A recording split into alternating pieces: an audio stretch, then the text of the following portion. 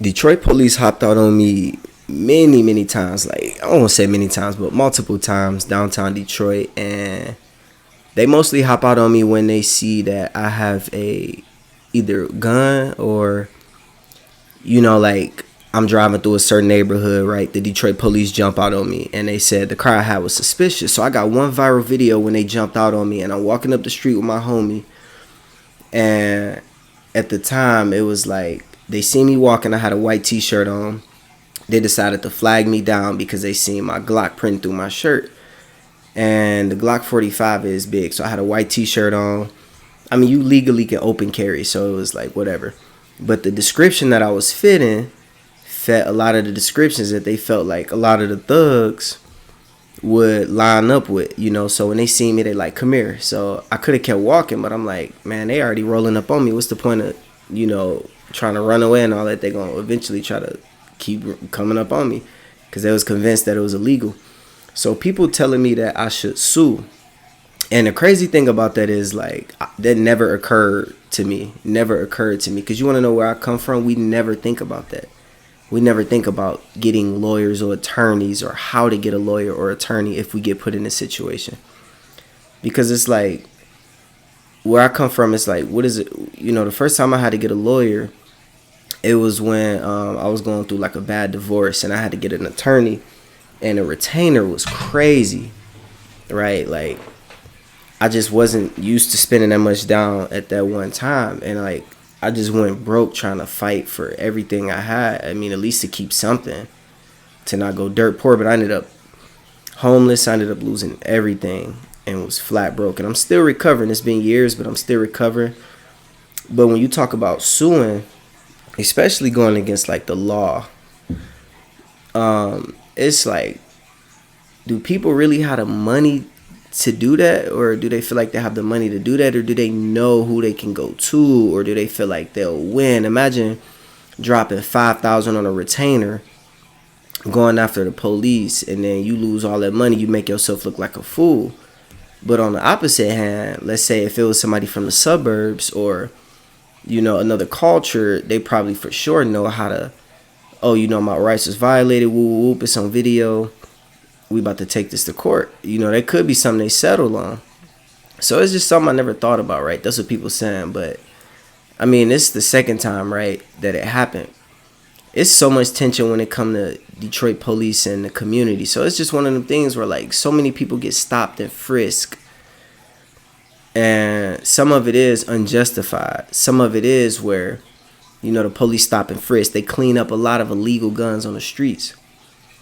So it's like, I've worked to help pass policy, the 8 Can't Wait. If you look that up, I helped implement the 8 Can't Wait policy in Detroit. It was a group I put together in 2020 during the George Floyd protest. And a lot of us don't really think about policy and think about attorneys and lawyers when we go through different kinds of situations that put our lives on the line. And I mean, that's a problem, right? Because it's like a lot of us feel we can't do nothing. We just have to take stuff and be mad. And sometimes that pent up anger, it come out on our own community. It come out on ourselves.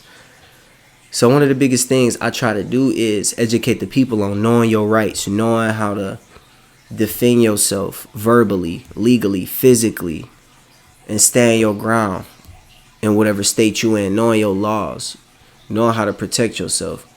So if the police jump out on you, not trying to argue and fight back, but you're trying to really stand on who you are and stay calm and collective, knowing if you ain't got nothing to hide, why give them a reason? You get what I'm saying? So a lot of people tend to want to argue back. They tend to want to get loud. But for me, I'm like, man, I'm going to stay calm because I want to make it out of this.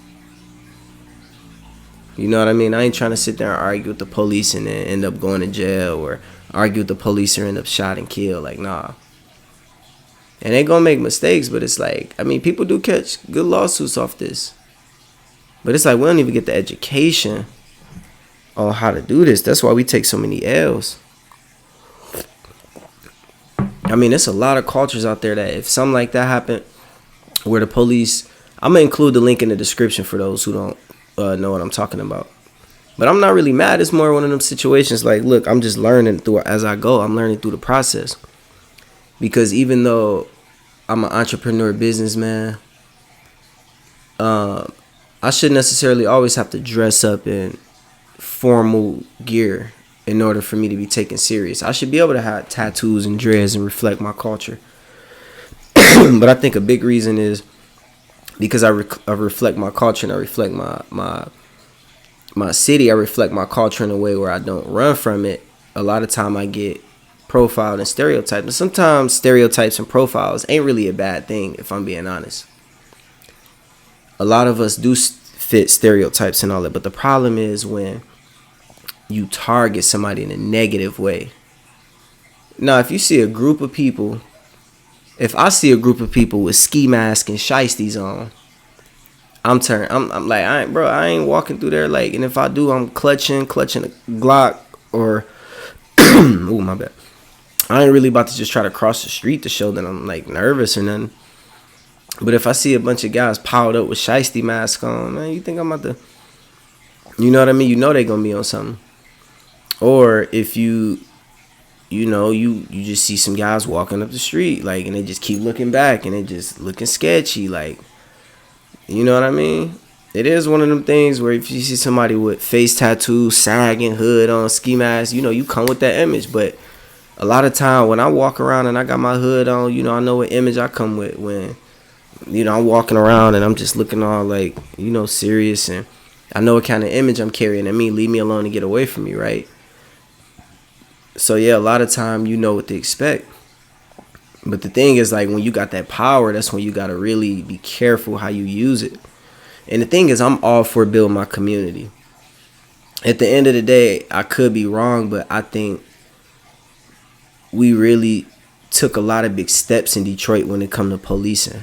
And that don't mean I'm going to let everything go or excuse everything. I'm not saying that at all. But I just think that, man, where we at right now in Detroit is just like, they don't, necessarily, you got the ones, you got the experiences, you got the stories, right? I think everybody got a story about getting harassed. They say if you ask every black person about an interaction, a negative interaction with the police officer, they can have a story.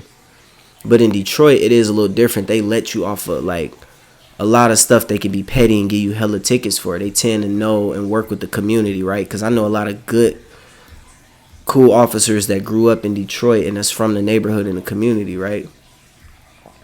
And there is a system that they're a part of, right? But I know a lot of the ones who, when I got questions about where to register my gun, or I got questions about whoop whoop or this and that, they answer those questions. A lot of times stuff be fueled by media and be fueled by other people and hate, and it be groups of people fueling hate back and forth, and it makes everything more tense. But I think for the civilians and for us, we got to stay educated, we got to stay strong, and we got to make sure that we inform our people, inform ourselves, and we lock arms and build community around each other. So when these things happen, we can step up. I seen a video of a cop trying to arrest this guy off this motorcycle because he was getting irritated. So the community hopped off their motorcycles. It was a group of older biker guys, like in their 40s. They said, man, look, you can't just run up on him and grab on him like that to the officer. They quoted him the rights, everything. And then the cop stepped back and was like, man, I'm just tired of them trying to. He like, man, it don't matter what you tired of. You can't do that. You can't just walk up and grab on him and yell at him. And then it was a good conversation, though. It was just like, you seen the people like, hey, man, chill. You shouldn't be. Man, if they was in the suburbs, them cops would have beat all on them, like, real talk, if it escalated like that. So at the end of the day, I think when it come to Detroit, man, like, we got some steps to take. But I think the way that we get to stand our ground and all that is ways that I never seen it in any other city, for real. And if it's another city out there like that, let me know, for real. But that's why I said, man, it's time to step up and let our voices be heard and educate our people. No matter anywhere we go, we be good. You feel me? So I live in Detroit, and that's where, I make a lot of my videos at. But I'm going to leave a link to the video in the description. All of my Amazon affiliate links of all the stuff I use on my day-to-day will be in the description as well. Make sure you like and subscribe to this video. Thank you.